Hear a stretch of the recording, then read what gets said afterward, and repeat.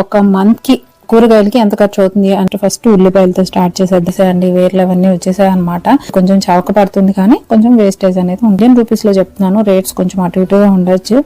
ఒక్క ఫ్లేవర్ వచ్చేసరికి మనకి 316 రూపాయలు పడుతుంది. అంటే బంగాళదుంపలు ఇక్కడ లోకల్ వాళ్ళు కూడా బాగా ఎక్కువగా పండిస్తారు. అలాగే మామిడికాయలు చక్కగా దొరుకుతాయండి. కరివేపాకు పక్కింటి వాళ్ళు అడిగితే మనం గుప్పడిస్తాం చూసారా, అంటే 1 పౌండ్ అనమాట. రేటు వింటుంటేనే కారం నషాలానికి అంటుతుంది కదా. అంటే మనం కూడా ఫ్రీక్వెంట్ గా తినము వీటిని, అప్పుడప్పుడు తింటూ ఉంటాం కదా. అలాంటి మన సైకిల్ మీద ఇంటి ముందు వచ్చి మరీ అమ్ముతూ ఉంటారు. జాంకాయలు ఎంతో సరదాగా కొంటూ ఉంటాం కదండి. అరిటాకులు కేజీ ఎంత అనుకుంటున్నారు? సరదాగా గెస్ చేయండి. ఫర్ సపోజ్ ఎవరైనా మనలాగే ఇక్కడ పెళ్లి చేసి అరిటాకేసి భోజనాలు పెట్టాలి అనుకున్నారు అనుకోండి, సగం ఆస్తి అయిపోతుందేమో.